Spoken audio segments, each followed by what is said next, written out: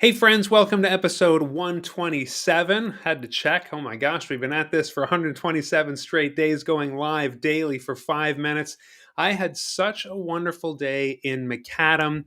I don't even know where to start. So maybe I'll tell it to you in sequence because I want to make a point at the end of this day as I was driving back thinking about it. Every time I go to McAdam, I feel so good about being a member of this community and so optimistic as the person who is running for MLA for St. Croix.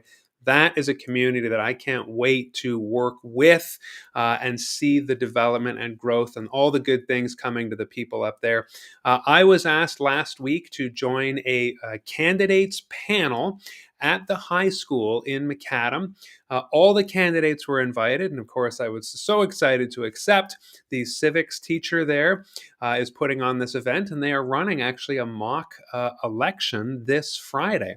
And so, as you know, there are 7 candidates in the riding of St. Croix. 4 of us actually joined the panel. It was myself, it was Chris, the independent, it was Bola for the NDP, and Kathy. And so, kudos for those candidates for being there. The 4 of us got to answer 5 questions, which, unlike the CHCO event, we did get to see those questions ahead of time and prepare a little bit. And they were such excellent questions about our experience that has formulated our political opinions, what we think an MLA is, what our plans are as MLA. What our favorite community project is. So, excellent questions from the students there.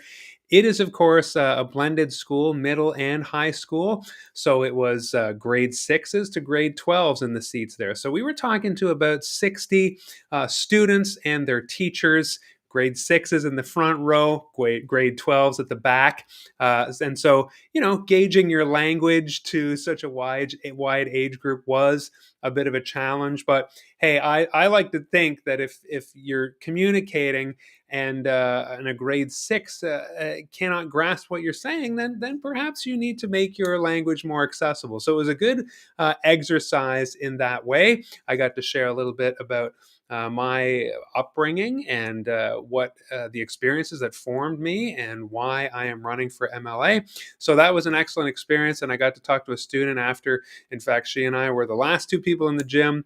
She just resonated, she said, with the Green Party. She was listening the whole time. I could see, you can tell she's one of these top students. And she said she's really had a lot of trouble getting counseling. The province has not really helped in that regard, and I just had to say to her, the system has failed her. The justice system has failed her in different ways, and so she was confiding in me. And just when I look at a teenager and see how the continued cuts of this government are affecting someone standing right in front of me, a young person, that again was just more rocket fuel to help me realize that we cannot continue voting for a government that continues to cut and then say we're going to put money back in your pockets by cutting taxes and, of course, cutting services. This is a hallmark of conservative governments who actually increase deficits and ultimately debt because they remove money from the revenue flow. And of course, we feel that with all the cuts, we don't have doctors, we don't have access to justice, we don't have policing, we don't have all the things. And again, being there today, talking to grade 6 to 12, it was a real privilege. And then talking to her at the end and saying, look, we can't keep voting the same way. We want to see the voting age reduced to 16 so somebody like you can vote. But in the meantime, just spread the word that Greens want to expand services and make sure we have the services we need in our rural riding.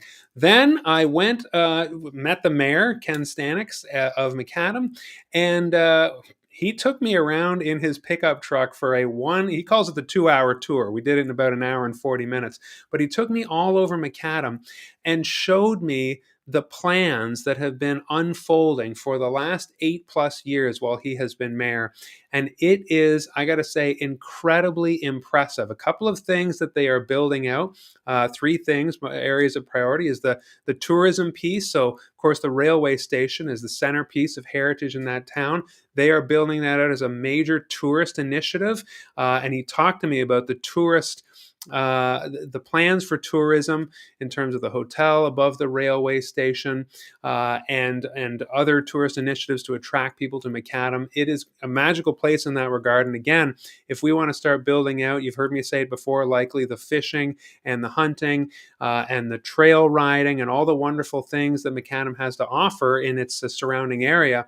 We need to stop the crown land abuse. We need to stop the clear cutting and the glyphosate spraying, because that is going to remove and damage the plans for tourism. He's also building out the railway companies, multiple rail lines because of the development of the ports in St. John. The council there and the mayor are making sure that they are there in the end zone to catch the ball, so to speak, when those railway lines, which are connected all the way out west, move through McAdam. And they need places to expand and build the railway lines as those shipping cars come in, and those shipping containers come in, a place to store them, a place to move them down into the U.S. McAdam is positioning itself for explosive growth. And so that's why he took me around to show me how they built out the water main supply, the sewers, not the sexy stuff, but the stuff that when you are expecting an influx of people and when you're waiting for that to happen, you need to strategically plan out all of these things. Where do you build more houses? Can your roads, can your sewers, can your water mains support all that growth? And so he just showed me systemically, we built this first, then we built that, took me to some development areas where there's new housing or plans for new housing, phases that are in development, stage one, stage two. We're just looking at lots that belong to the municipality or crown land that the province can help out with. And it just made me realize the importance when I look at somebody like the mayor of McAdam. When you have a strategic visionary in the right place, in that elected position of office, incredible things can happen. And similarly, when you have an MLA who has a vision to work with somebody like that, when you have an MLA who's curious and at the meetings, I said this at the grade 6 to 12s today, and then I went to the McAdam Village Council at 4 o'clock. They met. You could have gone too. It's open. There was a gallery. And of course, as usual, I was the one person sitting in the gallery. They were very kind. They let me speak to them at one point. And that's what I said. Your plans in McAdam are amazing. Campobello's plans are incredible. St. Stephen has such a future. St. Andrews is casting a vision for the future. But everything, when it comes to the provincial level and the supports that the province can give, things get stalled. Nobody knows where things are. And so I want to be the kind of person who works with somebody like the mayor, understands, is deep in the weeds of the reports, the plans, the things that the village council are doing. Because when you have key people like that, oh my gosh, we can see a massive change in our riding. And it does take the vision of attracting industry and attracting business. I've had multiple people say to me, we can talk about all the things we want to provide from a social development standpoint, using the tax base to help people get doctors and ferries and police and all that kind of stuff. But ultimately, what we need to be doing is focusing on attracting business. And there were a couple of things that Ken showed me and told me. I don't want to speak out of school, but there were businesses that looked at McAdam that weren't even related to railway, but the province dropped the ball in a couple of ways because they do not have the vision. This current government does not have the vision for bold steps towards investing. Remember that investing thing that I keep talking about? When people say to me, oh, I like this government because they don't spend $1 more than they have, and that's how you run a business. That's not how you run a business. And friends, that's not how Ken Stanix is running McAdam. McAdam will invest in things like a campground or like a bus or any sort of infrastructural material, and then reap the benefits of that. Whether it's an investment in the railway lines, as I said, investment in the campground, which then brings in revenue, investment in busing, which brings in more people, investment in housing, which brings people to live there. You need to be always investing in the future. And how do you do that? By putting money down and realizing that money is going to come back.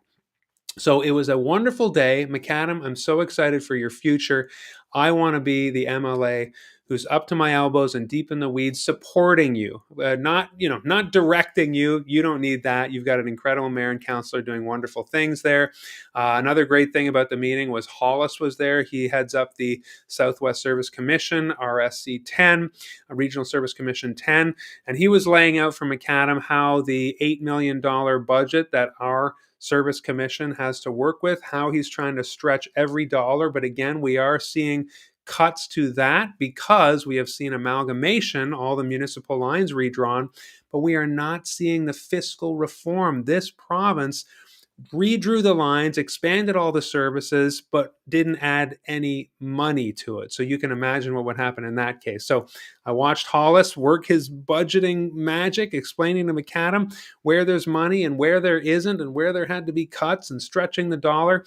And again, I want to be an MLA who's deeply involved with clearing up the log jams and getting funding that the municipalities need. And that's a good segue into where I want to go next. I want to make a video next informing you about the Union of Municipalities of New Brunswick. They recently had a conference, and I think I've been threatening to do this for a while, so I'm finally going to do it, where they are saying they need more funding. The municipalities need more funding from the province because there's a shortfall, and communities, municipalities like St. Andrews, St. Stephen, Campbell, McAdam, they are going to suffer if we continue with this policy of cuts. So McAdam, don't vote against your own interests this time.